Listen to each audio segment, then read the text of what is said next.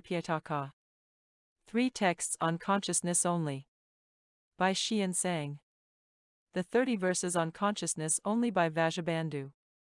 The treatise in 20 verses, on consciousness only by Vasubandhu. Translated from the Chinese of Xian Sang Francis H. Cook. First printing, 1999 Nimeta Center for Buddhist Translation and Research. Chapter 1. Attachment to Self and Attachment to Dharmas. 1. Attachment to Self. If nothing exists but consciousness, why do ordinary people and holy teachings say that selves and dharmas exist? The 30 verses says, the metaphor of self and dharmas evolves in various ways. Upon the transformation of consciousness. The transforming consciousness is threefold: retribution, thought, and perception of the external realm. The treatise says that ordinary people and holy teachings say that selves and dharmas exist, but they do not really exist, because they are only metaphors. Self means a controlling power. DuarMas are rules. These take different forms. Various forms of selves include such things as being and living being, and such things as stream winner and once returner. Various forms of dharmas are such things as substance, quality, karma, aggregates, skandha, sense bases, Gyatana, and sense fields, dhatu. Evolves means that these distinctions occur in accordance with conditions. If these forms are based on metaphors, how can they be established? These forms are all metaphorical constructions based on the transformations of consciousness. Consciousness means perception. Here, in the treatise, the word consciousness also includes mental activities, because they are without doubt associated with the former. Transformation means that the substance of consciousness evolves to resemble 2 parts, because these 2 parts, consisting of internal images and perception, arise on the basis of the self-authenticating nature of consciousness. Self and dharmas originate from these 2 parts, because these 2 images have no support other than these 2 parts. Internal consciousness evolves resembling an external realm. As a result of the power of impressions, Sanet, from imagining a self and dharmas, when the consciousnesses are born, they change into a self and dharmas.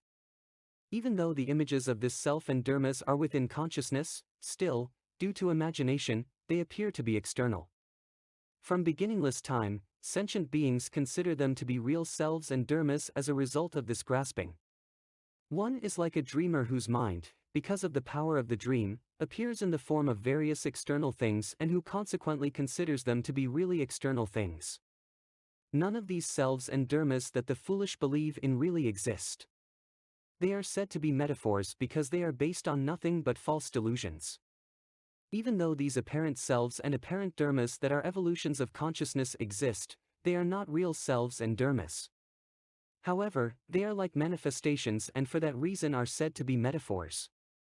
An external realm is established on the basis of delusion and hence does not really exist in the same way that consciousness does. Inner consciousness is necessarily generated from causes and conditions and therefore is not non-existent in the same way that external objects are. In this way, the 2 extremes of increase and decrease are avoided. The external object is based on internal consciousness and therefore only exists from a worldly point of view. Consciousness is the basis for the conventionally established realm and therefore exists in ultimate truth. How do we know that the external world does not really exist, but that there is an internal consciousness that is born resembling external objects? Because a real self and dharmas cannot be found. Why can a real self not be found? There are, in short, 3 theories of what a self is. The first is that the self is eternal, universal, and extended like space. In all situations, it performs actions and experiences pleasure and pain. The second theory is that the self that is grasped is eternal but that it has no fixed extension, because it expands and contracts according to the body's size. The third theory is that the self is eternal but extremely small, like an atom. It resides hidden in the body, where it moves about and performs actions. The first theory is unreasonable. Why? A self that is eternal, universal, and extended like space could not feel pain and pleasure through the body. And if it is eternal and universal, like space, it cannot move, so how could it perform actions through the body? Also, is the self the same for all sentient beings or is it different? If it is the same for all, then when one being performs an action, all must perform it, and when one being experiences the results of action, all must experience it.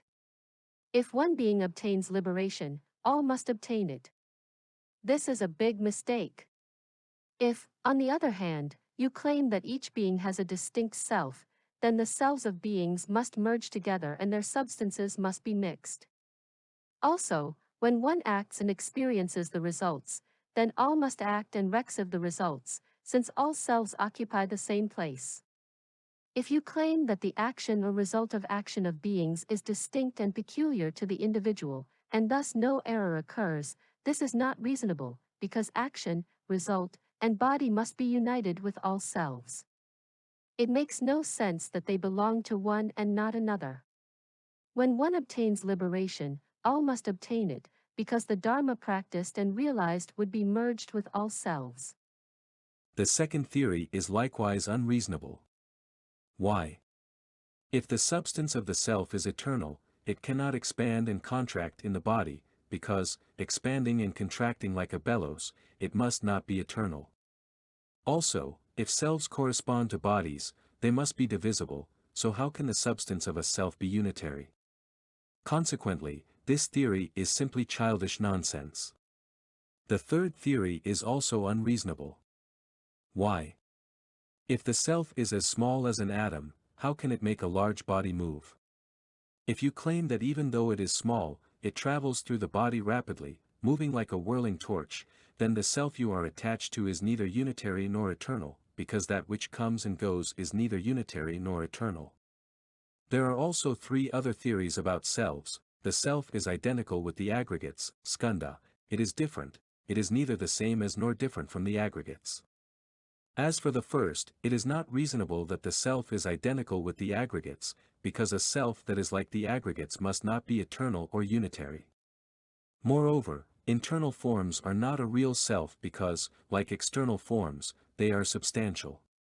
Nor are mind and mental activities a real self, because they do not continue in an unbroken series but rather require a host of conditions to exist. Nor are other forms of karmic predispositions, samskara, a real self, because, like space, they are unaware. The second theory, that the self is different from the aggregates, is also unreasonable, because being formless, like space, it can neither act nor experience the results of action.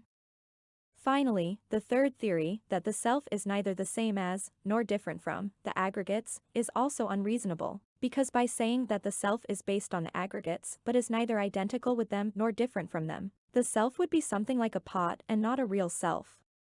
Also, since it cannot be said that the self either acts or does not act, it cannot be said to be either a self or not a self.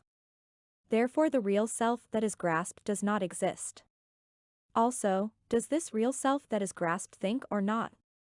If it thinks, then it is not eternal, because thought does not take place at all times. If it does not think, then, like space, it cannot act or experience the results of action. Therefore this self does not agree with reason. Also, does this self that is grasped act or not? If it acts, then, like hands and feet, it is not eternal. If it does not act, then, like the horns of a rabbit, it must not be real. Therefore both theories about the self are invalid. Also, is this truly existing self the object of the view of self, atmadrasti, or not? If it is not, how can you say that there is a truly existing self? If it is the object of the view of self, then there must exist a view of self not included among the perverted views, vipariyasa, because then it would be true knowledge. If that is the case, how do you explain the fact that the supreme doctrine of